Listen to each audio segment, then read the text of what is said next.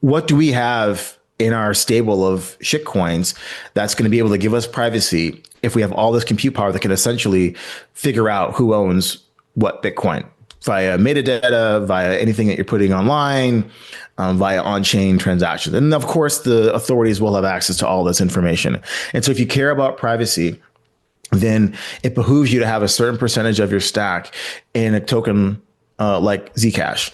And that's the big narrative. And also there's this whole narrative of Bitcoin's been taken over by TradFi.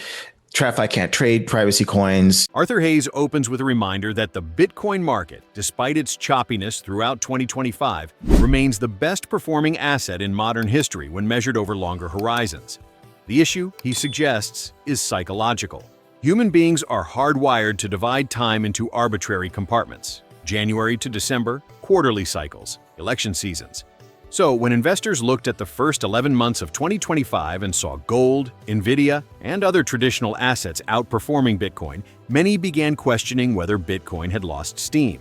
Please take a little time to like this video, subscribe to the channel, and turn on post notifications for more videos like this. You can also check out our other videos on cryptocurrencies and the overall digital asset space, and drop your comments and observations in the comment section below. Everything you do helps with the YouTube algorithm and immensely contributes to the channel's growth. Thanks, and enjoy the video. Everything is entry-level dependent. If you've been in Bitcoin for a while, you're not that fussed about sort of the lackluster performance, but because we're humans and we like to make these artificial delineations of time, in terms of January to November, whatever it is, then people are a bit like, oh, why isn't Bitcoin the best performing thing in, the 11 months of 2025? Why is it gold? Why is it Nvidia? Or whatever it is, right? And they forget that for those of us who've been in this game for a while, that Bitcoin's been the best performing asset of all time, especially given the debasement of currencies around the world. But back to this year. We think about the main events of this year. The first was the inauguration of US President Trump. And I came out with a call back in January of this year, basically being like, well, where is the impulse for spending money? Where is the printed money going to come from? Trump's promising all these things. Can he actually make good on them? Obviously, the hype was massive. We had the Trump meme coin launch. And then just like we're in a simulation on January 20th, pretty much the market peaked and it was down, and the April Liberation Day was sort of the icing on the cake in terms of Bitcoin poor price performance, where we get down to like 73, 74,000 on Bitcoin. And then those of us who had cash available were able to capitalize on sort of the Trump taco trade in terms of the trade negotiations with predominantly China and the rest of the world. And obviously, if you've been invested from April 9th until the present, you've done very, very well in Bitcoin and gold and some other things. And now if we come to the fall, I posted a chart maybe a week and a half ago, and it was my liquidity indicator, starting with the debt ceiling raising of the debt ceiling in July 4th of 2025 this year. And myself and other macro analysts pointed out that the Treasury under Buffalo Bill Bessent had to raise cash to refill its coffers. And they've done so to the tune of about $1 trillion on a net basis. If you take a look at the Treasury General account, over the same time period, there wasn't really any new source of dollar liquidity being pumped into the system. And we also saw stress in the funding markets, meaning that cash is tight within the US money markets. And Bitcoin pretty much was down 5 or 6%, in line with dollar liquidity down 5 or 6% from July. And so the question now is, okay, well, the government's been shut down. The Treasury's issued way too much debt. They haven't really spent any money over the last, 40 days, however long it's lasted. And now that we expect this to end, because I guess the Senate voted, or maybe the House voted, I don't know which one, the Treasury's going to get back to doing what it does best: printing money and spending it on stuff. On goodies. Now, you might not like the goodies that they're spending the money on, but we don't care as crypto investors. As long as there's more dollars being created, our assets are going to benefit, predominantly Bitcoin. And so I think that this is the time now to start getting ready for the real show of Trump and Bessent. Now, for those of you who watch the US elections in the various cities around the United States, the Democrats had a very good showing. And essentially their message was free shit and anti-Trump. And I think what people forget is that US President Trump is one of the biggest free shitters out there. He did the biggest free shit giveaway, the helicopter money COVID stimulus checks, which prompted Biden to follow suit. So I know that the team red Republicans like to throw these words socialism, and that's a dirty word in American politics around. They're just as socialist as the Democrats. It's just that they hand the money out to big corporations and the Democrats hand it out to migrants. It doesn't matter. We don't care. Take your political ideology out of it. Express yourself at the ballot box. If you want to make money, it doesn't really matter where the money's going. It's just that it is created and Bitcoin benefits. And so I think that if the team red Republicans want to have any shot of winning the U.S. midterm elections next November, forget about China, forget about trade war. It's all about printing money and handing it out, whether that's to build weapons, to build rare earths, to supercharge AI, all the things that the Republicans like to fund. They're going to print the money to make sure that happens, and so that their constituency feels the love going into November and shows up at the ballot box. And that's what 2026 is all about. And now we have this awesome opportunity to get in before it's crystal clear that they're going to print a lot of money. Right now, there's a little bit of uncertainty about, is there going to be enough liquidity? Are we at the top of the 4-year cycle? This is a time now to deploy capital for an amazing 2026. When the Treasury issues bonds to refill the TGA without simultaneous government spending, it acts as a liquidity vacuum. It drains dollars from the system, starving risk assets like Bitcoin. Hayes illustrates how Bitcoin fell around 5-6% in lockstep, with liquidity contractions over this period.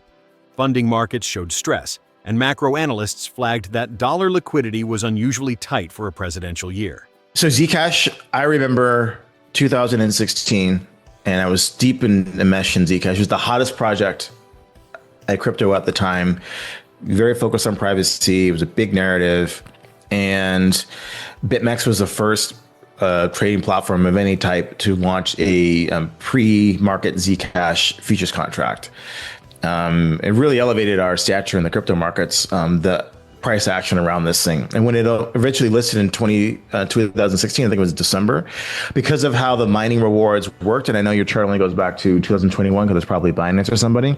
Yeah. If you go back, or Coinbase or whatever, if you go back to the Genesis block in 2016, you'll see that the price spiked to something like $3,000 per Zcash on Poloniex or something like that.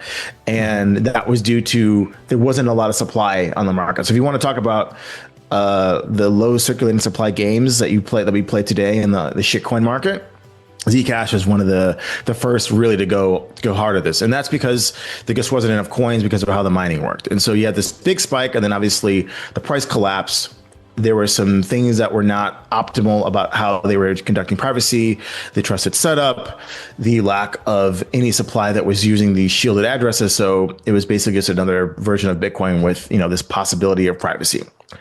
Fast forward to today, and obviously I wasn't the first one on this. You have people like Naval and others who've been involved in the Zcash ecosystem a lot more intently than me. I'm kind of a later stage kind of guy. I mean, I definitely made some X's on this one, but I definitely wasn't the start of this move. And what is the narrative that they're pushing? Okay, well, if we have AI and if we have all this compute power, we're going to be able to de-anonymize Bitcoin transactions. And even Monero transactions. Japanese authorities have been able to do that, if you believe a particular news article. And what do we have in our stable of shitcoins that's going to be able to give us privacy if we have all this compute power that can essentially figure out who owns what Bitcoin via metadata, via anything that you're putting online, via on-chain transactions. And of course, the authorities will have access to all this information. And so if you care about privacy, then it behooves you to have a certain percentage of your stack in a token like Zcash. And that's the big narrative. And also there's this whole narrative of Bitcoin's been taken over by TradFi. TradFi can't trade privacy coins. I tried to buy some Zcash on the first rip, and like 6 out of 8 of my brokers couldn't support it because they are not allowed to trade privacy coins. And the fact that TradFi is not allowed makes it even more appealing to the grassroots crypto enthusiasts who feel like this whole movement has sort of been co-opted by BlackRocks of the world and XYZ Bank launching some sort of derivative product, DATs, all this sort of stuff. And people feel a bit disillusioned that we're straying away from what we came here for. That's what Zcash represents. And that's why it's up so meaningfully, so quickly. And I think it'll continue going forward. My price target is 10% of the value of Bitcoin is what I'm targeting for my Zcash stack. Does that mean I'm going to sell it? No. Again, as Naval said, it's insurance against Bitcoin. If I believe in Bitcoin, and I do think there are some reasons why you want to have pseudonymous addresses to prove that things happen, especially if you want to have governments start using Bitcoin. I want to prove that they actually paid for things versus cash, where they can, hand the briefcase over to the terrorists and then claim they didn't do anything. Well, I think that we need Zcash, and that's why people are recognizing this, and there's a grassroots movement support it, and we've seen a massive rise in the price, and I think it's got further to go. How do you know it won't suffer the same fate as Monero, basically banned and made illegal in a lot of countries? Australia, Japan, UAE. I mean, Zcash is free. Go on, pick your major exchange. You're most likely not going to be able to buy Zcash. The United States stands out as one place where Zcash is allowed for trading. And I think that's part of the appeal. If it works, if I can't get it, I want more of it. And what aren't we supposed to be all about on-chain?